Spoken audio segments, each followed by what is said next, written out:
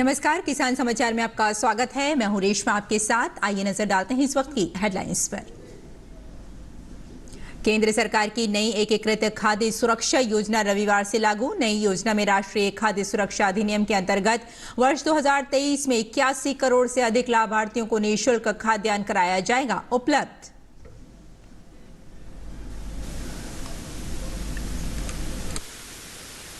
केंद्रीय मंत्री पुरुषोत्तम रुपाला और महाराष्ट्र के मुख्यमंत्री एकनाथ शिंदे की उपस्थिति में गोट पॉक्स वैक्सीन और लंपी प्रो वैक्सीन के उत्पादन के लिए हुआ समझौता। पुरुषोत्तम रुपाला ने ICAR के प्रयासों की सराहना। स्वदेश में विकसित वैक्सीन लंपी चर्म रोग के उन्मूलन और नियंत्रण में है प्रभावी। वैक्सीन से लगभग साल भर तक मिलती है सुरक्षा। मत्स्य पालन, पशुपालन और डेयरी मंत्रालय के मत्स्य विभाग ने पिछले दिनों मत्स्य पालन और जलीय कृषि के लिए बीमा कवरेज पर राष्ट्रीय वेबिनार का किया आयोजन। वेबिनार में देश भर से 170 से अधिक प्रतिभागियों ने लिया हिस्सा।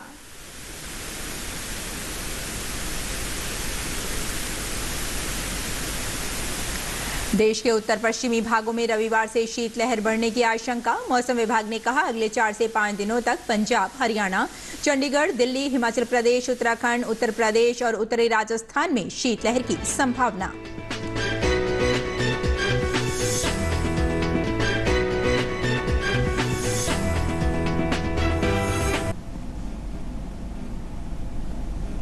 और अब समाचार विस्तार से। केंद्र सरकार की नई एकीकृत खाद्य सुरक्षा योजना आज से लागू होगी। केंद्रीय मंत्रिमंडल के निर्णय के अनुसार नई योजना में राष्ट्रीय खाद्य सुरक्षा अधिनियम के अंतर्गत वर्ष 2023 में 81 करोड़ से अधिक लाभार्थियों को निःशुल्क खाद्यान्न उपलब्ध कराया जाएगा। ये योजना अधिनियम का प्रभावी और एक समान कार्यान्वयन सुनिश्चित करेगी। निःशुल्क खाद्यान्न के साथ साथ इस योजना से एक राष्ट्र एक राशन कार्ड कार्यक्रम का कार्यान्वयन भी सुनिश्चित किया जाएगा। नई योजना से खाद्य सुरक्षा में एकरूपता और स्पष्टता आएगी। इस योजना के तहत अंत्योदय अन्न योजना वाले परिवारों और प्राथमिकता वाले घरेलू व्यक्तियों सहित सभी राष्ट्रीय खाद्य सुरक्षा अधिनियम के लाभार्थियों को खाद्यान्न उपलब्ध कराया जाएगा। देश भर में 5 लाख से अधिक उचित मूल्य की दुकानें हैं, जिसके माध्यम से लाभार्थियों को मुफ्त खाद्यान्न वितरित किए जाएंगे। केंद्र सरकार खाद्य सब्सिडी के रूप में एक साल में 2 लाख करोड़ से ज्यादा का खर्च वहन करेगी। सरकार का ये निर्णय गरीबों के लिए खाद्यान्न की पहुंच, सामर्थ्य और उपलब्धता के मामले में राष्ट्रीय खाद्य सुरक्षा अधिनियम के प्रावधानों को मजबूत करेगा।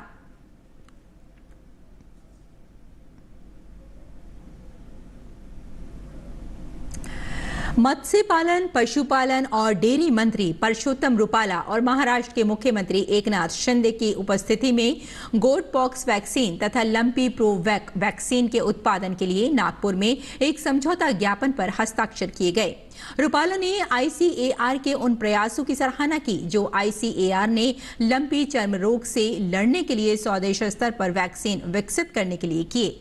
वैक्सीन का नाम लंपी प्रो वैक है। रुपाला ने आगे कहा कि समझौता ज्ञापन से गोट पॉक्स वैक्सीन का बड़े पैमाने पर उत्पादन सुनिश्चित हो जाएगा ताकि भारत के पशुधन सेक्टर की भावी जरूरतों को पूरा किया जा सके। इस समय गोट पॉक्स वैक्सीन पशुओं में लंपी चर्म रोग को नियंत्रित करने के लिए इस्तेमाल की जाती है। ये वैक्सीन लंपी के विरुद्ध कारगर साबित हुई है। रुपाला ने प्रौद्योगिकी की प्रासंगिकता को रेखांकित किया और IVVP पुणे से आग्रह किया कि वे बिना विलंब किए बड़े पैमाने पर वैक्सीन का उत्पादन शुरू कर दें ताकि विभाग इसका इस्तेमाल रोग पर काबू पाने के लिए करके किसानों की सहायता कर सके। लंपी प्रोवैक पशुओं के लिए सुरक्षित है और ये LSDV विशिष्ट एंटीबॉडी पैदा करके कोशिकाओं को लड़ने की ताकत देता है। इसके अलावा घातक LSDV चुनौतियों से भी पूरी सुरक्षा प्रदान करता है। लंपी प्रोवैकेंट का इस्तेमाल लंपी चर्म रोग से लड़ने के लिए पशुओं के प्रतिरक्षा तंत्र को मजबूत बनाता है। इस टीके से साल भर का बचाव मिल सकता है। वैक्सीन की खुराक में लाइव एटेन्यूएटेड LSDB 103.5 TCID 50 मौजूद है। वैक्सीन को 40 सेल्सियस तापमान पर रखना होता है। वैक्सीन को लाने ले जाने के लिए बर्फ में रखा जाए और चंद घंटों में ही लगा दिया जाए। इस प्रौद्योगिकी के लिए ICAR ने पेटेंट आवेदन कर दिया है। लंपी चर्म रोग की भारत में वर्ष 2019 से ही रिपोर्टें मिलती रही हैं। इसका पहला मामला ओडिशा में देखा गया था। इसके बाद ये देश के कई राज्यों में फैल गया।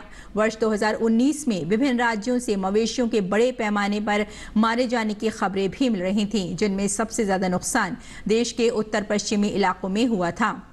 देश में रोग पर रोकथाम और नियंत्रण उपलब्ध गोट पॉक्स वैक्सीन से किया जाता रहा है। भारी उत्पादन नुकसान और मवेशियों के बड़े पैमाने पर मारे जाने की घटनाओं पर विचार करके ICAR ने लंपी चर्म रोग पर अनुसंधान करके उससे निपटने के लिए स्वदेशी होमोलॉग्स वैक्सीन विकसित की। मत्स्य पालन, पशुपालन और डेयरी मंत्रालय के मत्स्य विभाग ने मत्स्य पालन और जलीय कृषि के लिए बीमा कवरेज पर राष्ट्रीय वेबिनार का आयोजन किया। मत्स्य विभाग के केंद्रीय सचिव ने बताया कि बुनियादी मुद्दा हितधारकों के बीच बीमा अवधारणा की समझ की कमी है। उन्होंने सुझाव दिया कि प्रस्ताव आकर्षित करने के उद्देश्य से विश्वास बनाने के लिए मत्स्य पालन क्षेत्र में निजी एवं अन्य वैश्विक सीमा प्रदाताओं द्वारा आवश्यक आउटरीच और क्षमता निर्माण कार्यक्रम शुरू किए जाने चाहिए। उन्होंने इस बात पर भी प्रकाश डाला कि बीमा पॉलिसियों की मांग करने वाले अधिकांश हितधारक समुद्री क्षेत्र से आते हैं। सचिव ने भारत सरकार के मत्स्य विभाग द्वारा प्रदान की गई सामूहिक दुर्घटना बीमा योजना के बारे में जानकारी दी। उन्होंने कहा कि मत्स्य बीमा को अपनाने के लिए धीरे धीरे अपने पहले कदम के रूप में समुद्री मत्स्य पालन विनियम अधिनियम में आवश्यक विधायी प्रावधान शामिल किए जा सकते हैं। विभाग के संयुक्त सचिव ने व्यापारिक और छोटे मछली पकड़ने के जहाजों और बड़े जलीय कृषि संचालन कार्य के लिए एशिया, अफ्रीका, यूरोप तथा अमेरिका जैसे विभिन्न देशों में अपनाई गई मत्स्य पालन बीमा योजनाओं एवं जलीय कृषि बीमा नीतियों का जिक्र किया। उन्होंने बीमा कंपनियों द्वारा घरेलू बाजार में फिलहाल उपलब्ध कराए जा रहे बीमा उत्पादों के बारे में उल्लेख किया। सागर मेहरा ने प्रौद्योगिकी ICT रिमोट सेंसिंग का लाभ उठाते हुए तथा विभिन्न हितधारकों की भागीदारी को संगठित करते हुए मत्स्य पालन क्षेत्र में बीमा के कवरेज का विस्तार करने के लिए जलीय कृषि बीमा और रणनीति में चुनौतियों के बारे में भी जानकारी दी। भारत सरकार की पहल पर संयुक्त राष्ट्र ने वर्ष 2023 को मिलेट का साल घोषित किया है। इसी कड़ी में हरियाणा के मुख्यमंत्री मनोहर लाल खट्टर और राज्यपाल बंडारू दत्तात्रेय ने नए साल के पहले दिन कैबिनेट मंत्री और प्रशासनिक अधिकारियों के साथ बाजरे का नाश्ता किया। और जम्मू कश्मीर के कुछ हिस्सों में भारतीय सेना ने चास किश्तवाड़ में जिला प्रशासन के सहयोग से एक लेवेंडर खेती जागरूकता अभियान चलाया। शिविर के दौरान युवाओं को लेवेंडर खेती अभियान के बारे में जागरूक किया गया। स्वयंसेवक एवं समाजसेवी कुलदीप सिंह की मदद से एक लेवेंडर नर्सरी स्थापित की गई और लगभग 10,000 पौधे तैयार किए गए।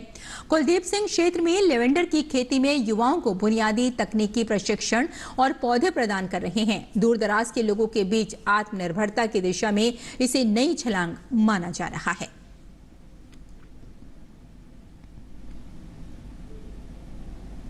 नर्सरी है और ये जो नर्सरी है ये कटिंग की शक्ल में हमने लाई है और इसको यहाँ पर लगाया है। कटिंग की शक्ल में है ये, तो ये नर्सरी टाइप है।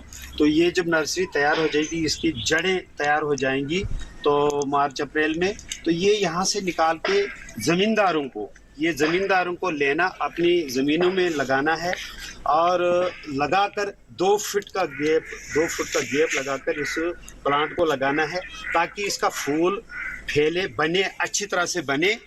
और बनने के बाद इसका जो फूल है जिसको काट के तो इसका तेल निकलेगा। तेल इसका बड़ा कॉस्टली है, लगभग 10,000 रुपये का 1 लीटर है। तो इसकी अच्छी मतलब काश्तकार से कमाई हो सकती है, बेनिफिट अच्छा हो सकता है बाकी फसलों के मुकाबले में। और इसका एक और फायदा है कि इसमें ये एक बार लगाया और 15 साल तक इसको चेंज करने की ज़रूरत नहीं है।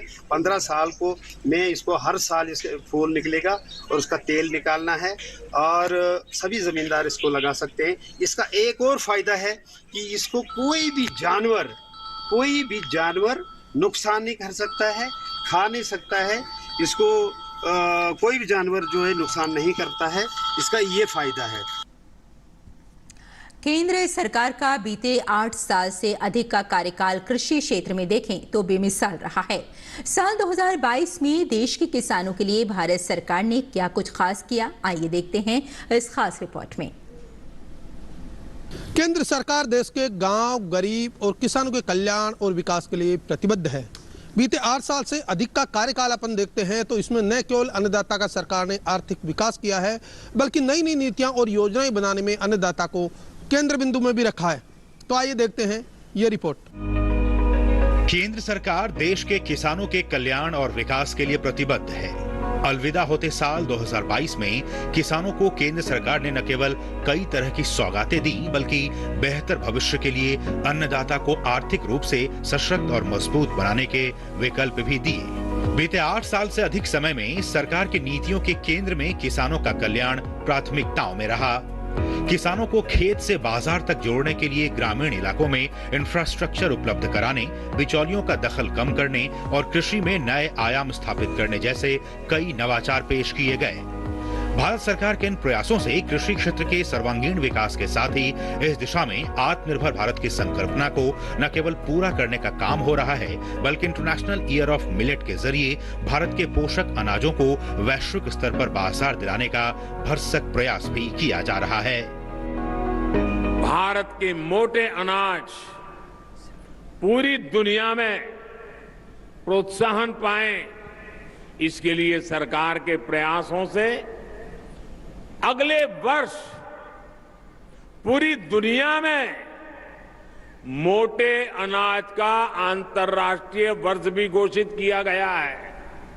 दुनिया भर में हमारे मोटे अनाज की चर्चा होने वाली है।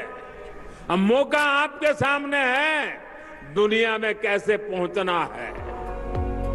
किसानों के कल्याण के लिए कृषि बजट में 6 गुना वृद्धि हुई है। इसके साथ ही 3 वर्षों में 11 करोड़ से अधिक किसानों को 2 लाख करोड़ से अधिक की सहायता दी गई है। प्रधानमंत्री फसल बीमा योजना के तहत साल 2021-22 में 16,000 करोड़ रुपए आवंटित हुए हैं और 2016 से 2022 तक 38 करोड़ किसानों का इस योजना में पंजीयन हुआ है। प्रधानमंत्री किसान सम्मान निधि योजना से देश के 11 करोड़ 37 लाख किसानों को लाभ पहुंचा है। इस योजना के माध्यम से किसानों के खाते में 2.16 लाख करोड़ रुपए सीधे हस्तांतरित हुए हैं। किसानों के हित में उठाए गए ये कदम केंद्र सरकार की सकारात्मक सोच और मजबूत इच्छा शक्ति को दर्शाते हैं। केंद्र सरकार ने किसानों के हित को सर्वोच्च प्राथमिकता देते हुए बीज से बाजार तक एक नई अवधारणा बनाई है, जिसके माध्यम से किसानों के रास्ते में आने वाली हर छोटी से छोटी परेशानी दूर हुई है। ई नाम मंडी के जरिए 1.74 करोड़ से अधिक किसानों को जोड़ा गया है और 2.36 लाख व्यापारियों को ई नाम के जरिए पंजीकृत किया गया है, जिनके माध्यम से 2.22 लाख करोड़ रुपयों का व्यापार हुआ है। केंद्र सरकार देश में 10,000 नए एफपीओ बना रही है। इसके लिए 6,865 करोड़ रुपयों का प्रावधान किया गया है। एफपीओ के जरिए कृषि उत्पादों की प्रोसेसिंग के लिए बिना गारंटी 2 करोड़ रुपयों तक के ऋण की व्यवस्था की गई है।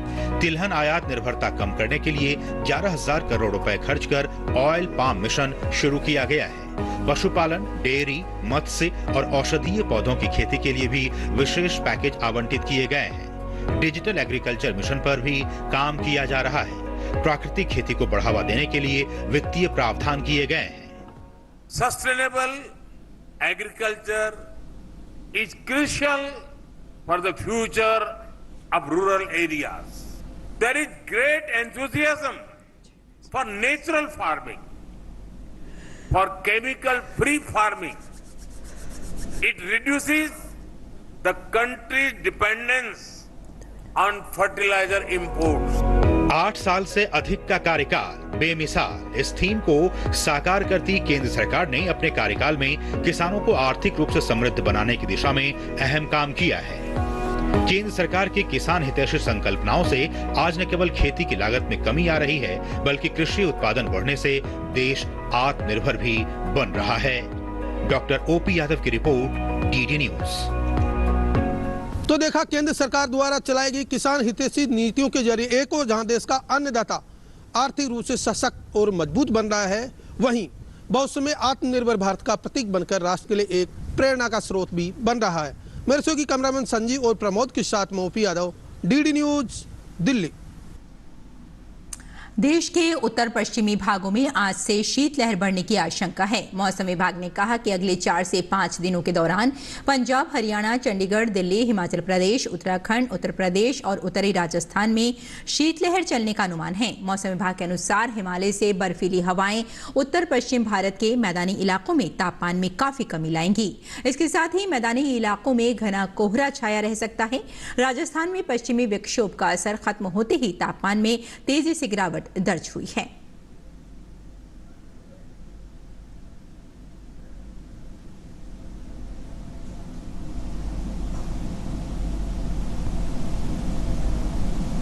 और आइए बात करते हैं मंडी भाव की और जानते हैं कि देश भर की मंडियों में क्या रहा भाव।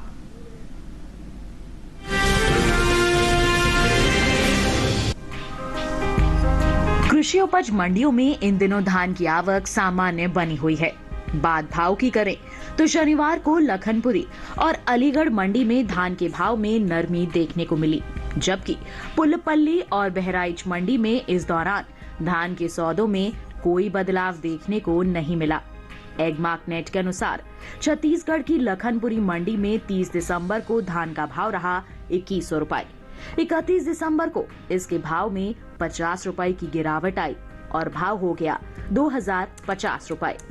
केरल की पुल्लपल्ली मंडी में बीते 2 दिनों के दौरान धान के भाव स्थिर रहे। यहां 30 और 31 दिसंबर को धान 2060 रुपए पर बिकी।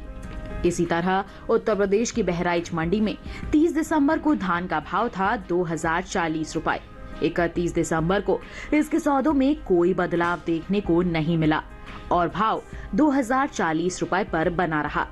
जबकि राज्य की ही अलीगढ़ मंडी में शरबती धान के सौदे नरमी के साथ हुए। यहां 30 दिसंबर को धान का भाव रहा 3050 रुपए। 31 दिसंबर को इसके सौदों में 10 रुपए की गिरावट आई और भाव जा पहुंचा 3040 रुपए पर। उत्तर प्रदेश की दूसरी मंडियों में धान के भाव की बात करें तो शनिवार को लखीमपुर मंडी में धान का भाव रहा 2040 रुपए। बस्ती मंडी में भाव रहा 2040 रुपए। दाजागंज मंडी में धान 2500 रुपए पर बिकी, जबकि राज्य की ही पीलीभीत मंडी में इस दौरान धान के सौदे 2040 रुपए पर हुए। बात धान की बुआई की करें तो चालू रबी सीजन में धान की बुआई बीते साल से आगे चल रही है। कृषि मंत्रालय की ओर से साल 2022-23 के लिए जारी ताजा आंकड़ों के अनुसार 30 दिसंबर तक रबी धान की बुआई 16,53,000 हेक्टेयर में हो चुकी है, जबकि बीते साल इस दौरान बुआई का क्षेत्रफल 13,70,000 हेक्टेयर रहा था। यानी इस साल रबी धान की बुआई बीते साल के मुकाबले 2,83,000 हेक्टेयर आगे है।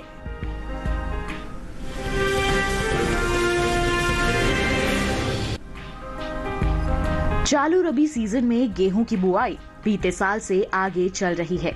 कृषि मंत्रालय की ओर से जारी ताजा आंकड़ों के अनुसार 30 दिसंबर तक रबी गेहूं की बुआई का क्षेत्रफल 11,29,000 हेक्टेयर बढ़ा है।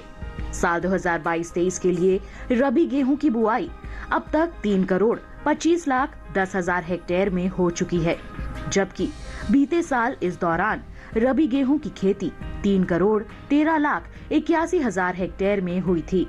कृषि उपज मंडियों में इन दिनों गेहूं की आवक सामान्य बनी हुई है। शनिवार को ज्यादातर मंडियों में गेहूं के सौदों में मिला जुला रुख देखने को मिला। हाजिर भाव पर नजर डालें। गुजरात की धोराजी मंडी में 30 दिसंबर को लोकवान गेहूं का भाव 2,530 रुपए था। 31 दिसंबर को इसके भाव में 85 रुपए की गिरावट आई और भाव हो गया 2,445 रुपए।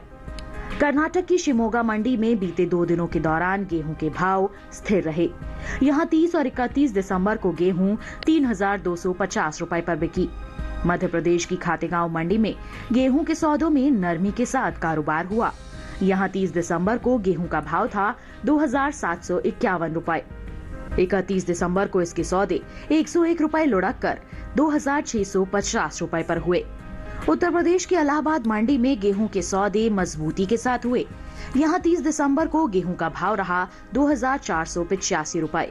31 दिसंबर को इसके सौदों में 15 रुपए की तेजी आई और भाव जा पहुंचा 2,500 रुपए पर। हालांकि हाथरस मंडी में 30 दिसंबर को गेहूं का भाव था 2,770 रुपए।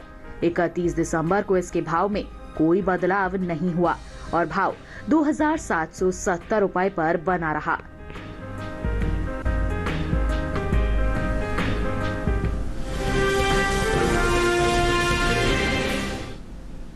और अब बात मौसमी खेती की और जानते हैं कि इस मौसम में किसान कैसे रखें अपनी खेती का ख्याल।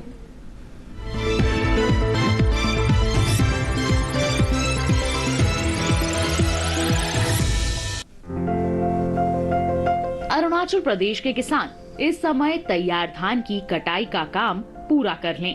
कटाई के बाद धान को किसी सुरक्षित जगह पर रखें। इसके साथ ही यहाँ इस समय मिट्टी में मौजूद नमी का लाभ उठाते हुए सरसों में निराई का काम करें। अरुणाचल प्रदेश में ही आलू में घास फूस से मल्चिंग करें। वहीं मणिपुर में इस मौसम में सरसों और मक्का में कीटों का प्रकोप देखा जा सकता है। किसान इसकी निगरानी करते रहें और प्रकोप दिखाई देने पर कृषि विशेषज्ञों की सलाह से जरूरी दवाओं का छिड़काव करें। मिजोरम में भी इस मौसम में बैंगन में कीटों का प्रकोप देखा जा सकता है। ऐसे में किसान कृषि विशेषज्ञों की सलाह से बचाव के उपाय करें। वहीं त्रिपुरा में बोरो धान की बुआई का काम पूरा कर लें। यहीं मिर्च और टमाटर को कीटों और आलू को रोगों से बचाएं। नागालैंड के किसान मौसम साफ रहने पर कैनोला की कटाई कर लें। मेघालय में इस समय टमाटर की नर्सरी लगाते रहें। मेघालय के निचले इलाके के किसान साली धान की कटाई के लिए खेतों से अतिरिक्त पानी को बाहर निकाल दें। इसके साथ ही यहाँ इस समय अदरक और हल्दी की खुदाई कर लें। वहीं असम के पहाड़ी इलाके में बोरो धान की रोपाई करें। यहीं इस समय गन्ने की अगेती किस्मों की कटाई करें।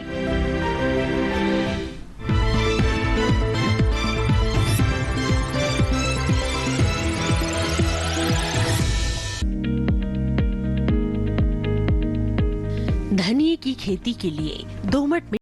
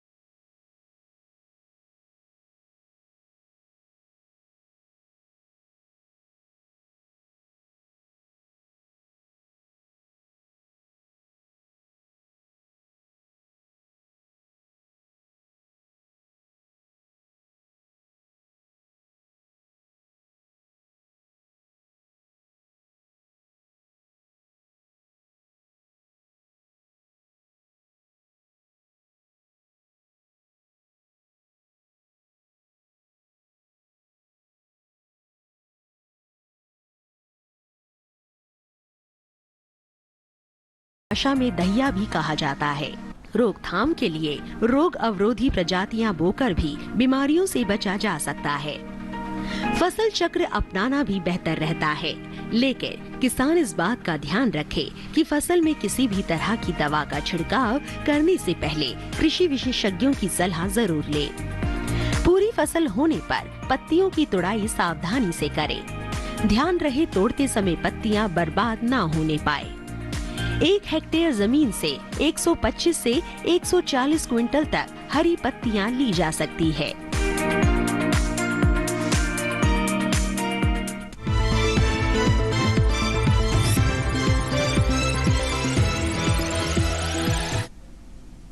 और खेती किसानी के साथ साथ आइए नजर डाल लेते हैं कुछ और महत्वपूर्ण खबरों पर। खास खबर में देश ने पूरे हर्षोल्लास के साथ नए साल 2023 का स्वागत।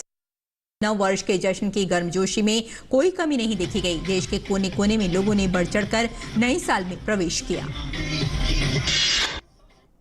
असम के गुवाहाटी में नए साल का पहला सूर्य उदय देखा गया। नए साल के पहले दिन भगवान सूर्य देव की पूजा के लिए काफी उत्तम माना जाता है। साल के पहले दिन की शुरुआत रविवार से हुई। रविवार को भगवान सूर्य का भी दिन माना जाता है। नववर्ष पर भगवान के दर्शन करने के लिए मंदिरों में भक्तों का तांता लगा हुआ है। मुंबई के सिद्धिविनायक मंदिर में सुबह की आरती की गई। मंत्रोच्चारण के साथ श्रद्धालुओं ने सिद्धिविनायक मंदिर में भगवान गणेश के दर्शन करके नए साल की शुरुआत की। नए साल के अवसर पर श्रद्धालुओं ने अमृतसर के स्वर्ण मंदिर में अरदास की। स्वर्ण मंदिर में सैकड़ों की तादाद में लोगों ने माथा टेका। श्रद्धालुओं ने स्वर्ण मंदिर के पवित्र सरोवर में भी आस्था की डुबकी लगाई। नए साल के पहले दिन दिल्ली और उसके आसपास के इलाकों में भूकंप के झटके महसूस किए गए। नेशनल सेंटर फॉर सिस्मोलॉजी ने भूकंप से किसी जानो माल की हानि की जानकारी नहीं दी है। गौरतलब है कि दिल्ली में पिछले कुछ महीनों में कई भूकंप आ चुके हैं। तो किसान समाचार में फिलहाल इतना ही। अनुमति दें। नमस्कार।